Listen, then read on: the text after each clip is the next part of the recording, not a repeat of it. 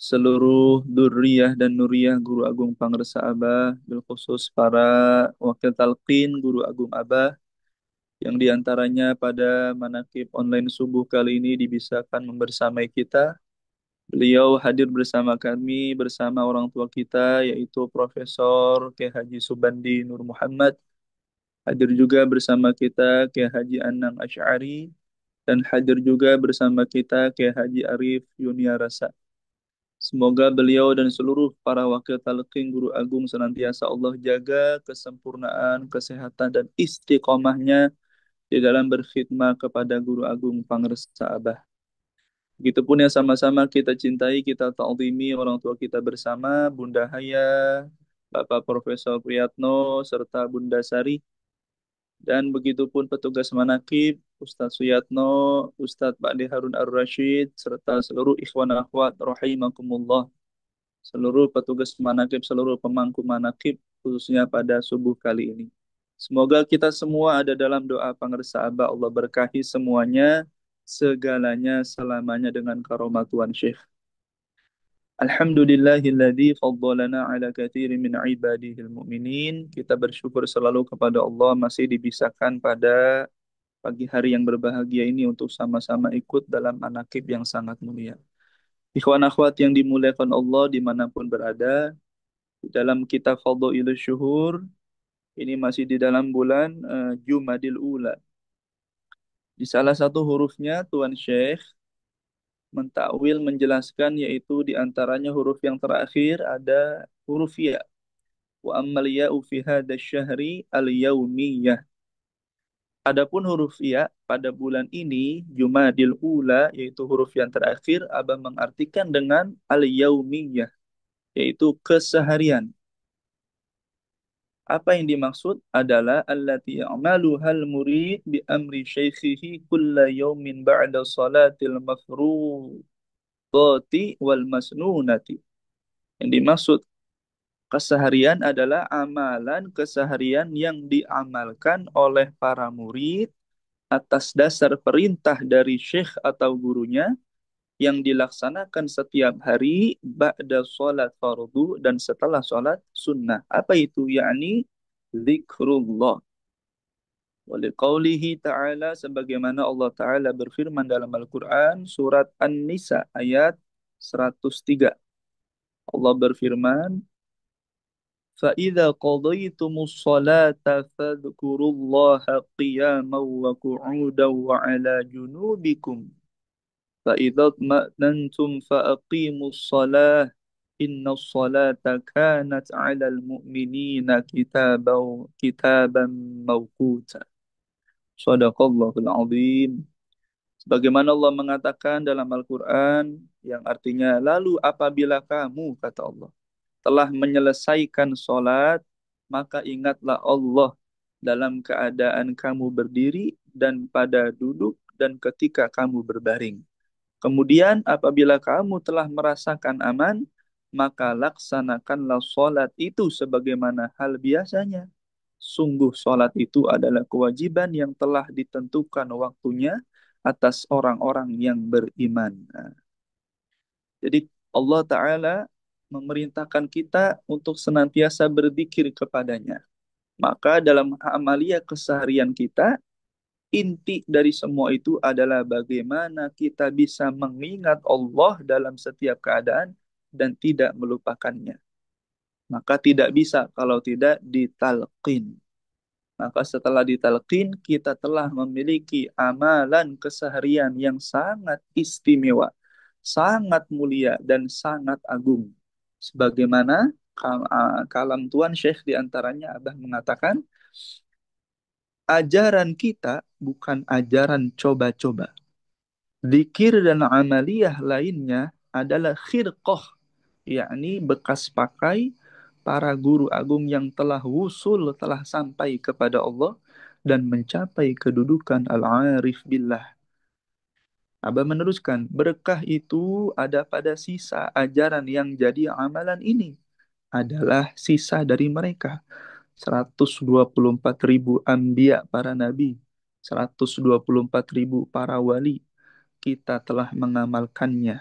berkah dan pasti akan mendapatkan manfaat sebagaimana para guru ahli tasawuf kita telah merasakan manfaat amalan ini. Nah, jadi ikhwan akhwat ini dimulakan Allah, amalan keseharian ini yang telah diberikan Abah setelah kita mendapat talqin dzikir, ini adalah amalan yang paling agung yang Allah berikan kepada para nabi, yang Allah berikan kepada para wali. Jadi tidak sembarang orang. Maka di dalam bulan Jumadil Ula juga di huruf ya ini, Tuan Syekh memberikan penjelasan, memberikan pengingat untuk kita semua agar kita semakin bersyukur. Mengapa? Abah mengatakan seperti ini. Ketahuilah para ikhwan, semoga Allah merahmati kalian. Kata Abah, minal hikmati bal hiyal hikmatul kamilah. Nah, sebagian hikmah yang Allah berikan ada hikmah yang sempurna. Al-hikmatul kamilah. Apa itu? Yaitu la ilaha illallah. Jadi hikmah yang paling sempurna adalah la ilaha illallah. Dengannya, seseorang akan bisa naik ke hadrat Allah serta meraih ilmu laduni yang sempurna dari Allah yang maha luhur.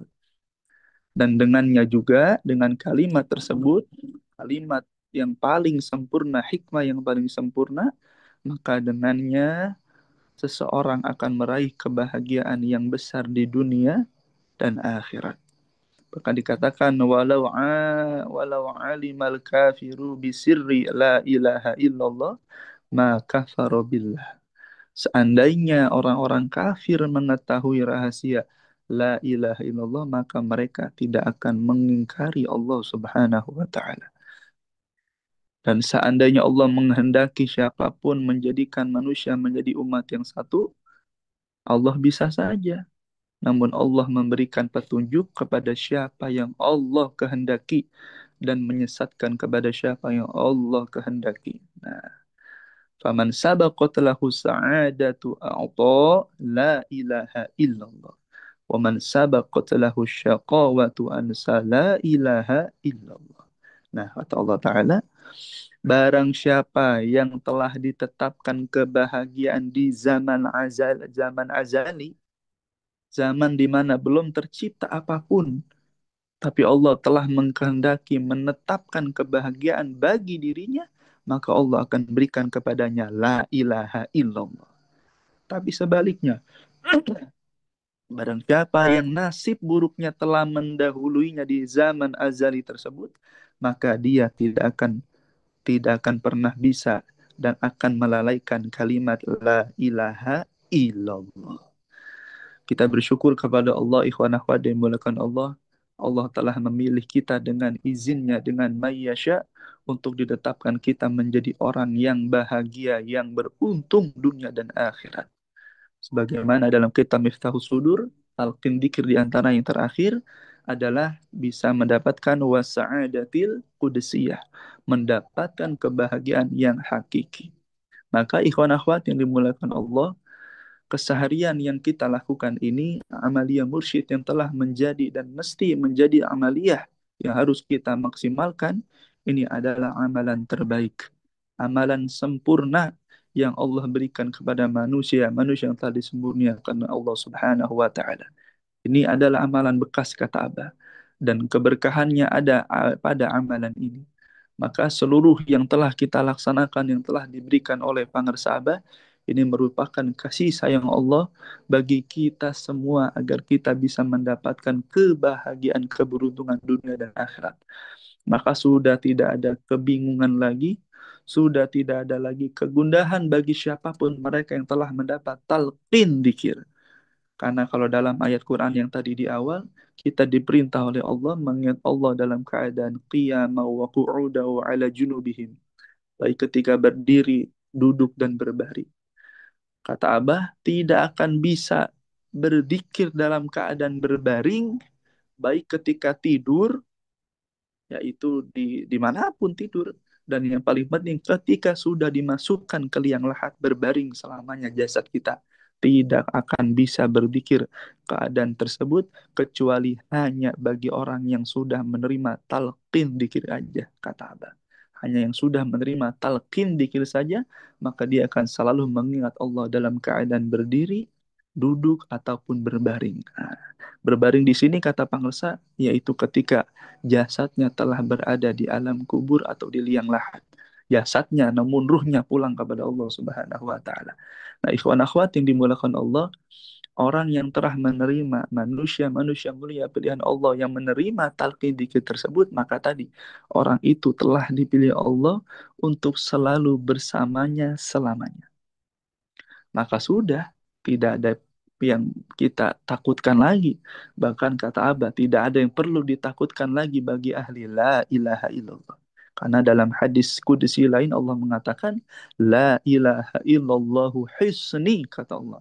La ilaha illallah itu adalah bentengku, kata Allah Subhanahu wa taala.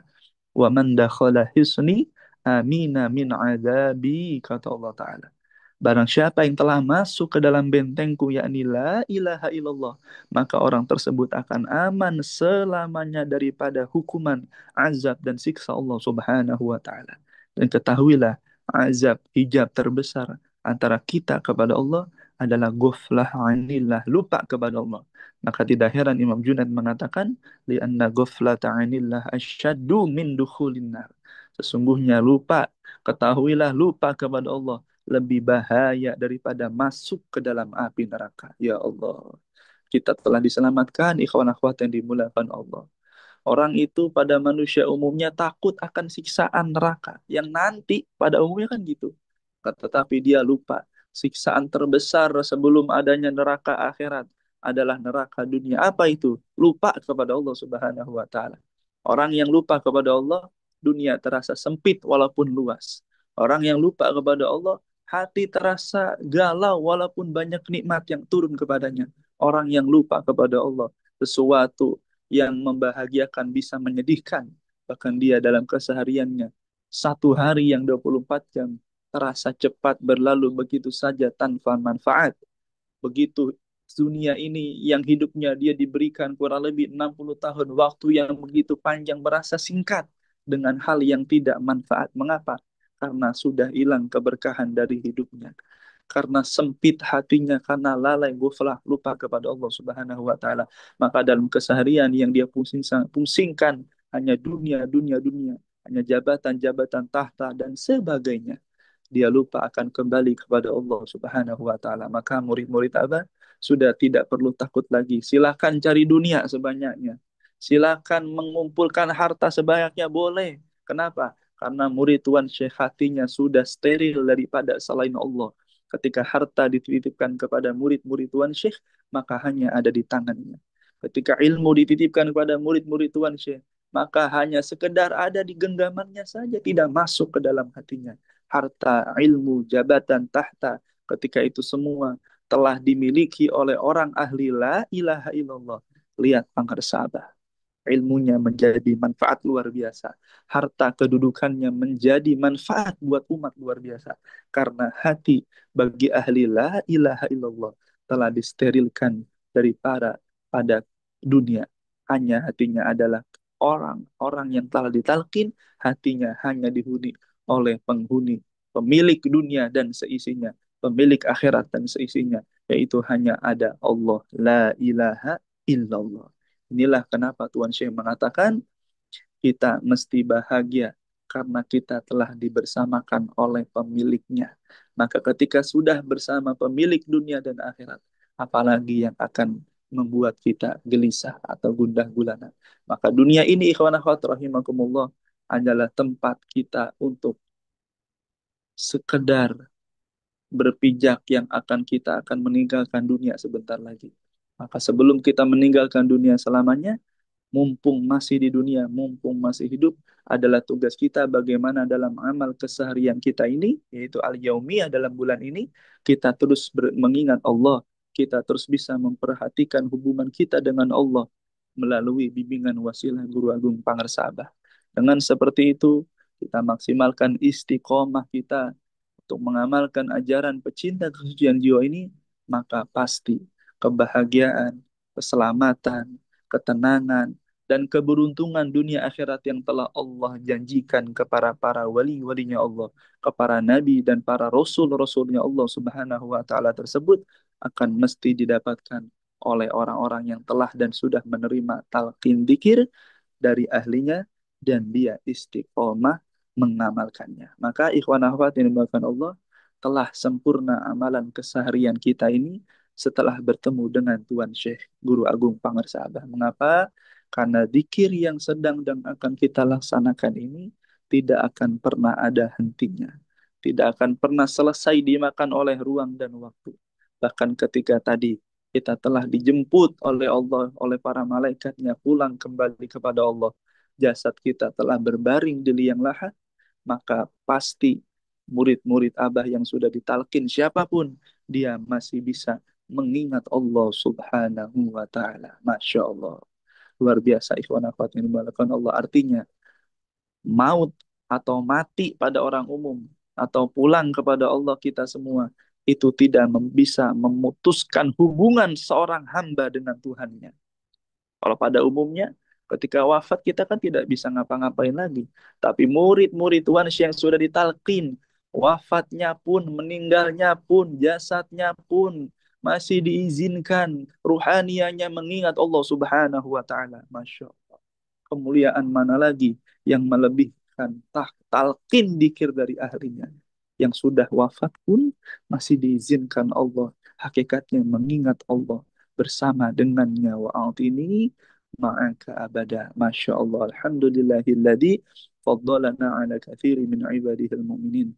Semoga sedikit ini manfaat untuk saya dan kita semua dan kita semakin istiqomah merasakan kebahagiaan di setiap waktu kita dan semakin besar rasa syukur kita telah dipertemukan dengan Guru Agung Pangersabah sehingga semakin kuat amaliyah kita dan semakin istiqomah berkhidmah dengan Tuhan Syekh. Allah berkahi semuanya segalanya selamanya dengan wasilah karomah Abah. Amin ya rabbal alamin. Terima kasih atas perhatiannya. Mohon maaf. Allahumma muwaffiq ila aqwamit thoriq. Assalamualaikum warahmatullahi wabarakatuh. Waalaikumsalam warahmatullahi wabarakatuh. Allahumma salli ala nabi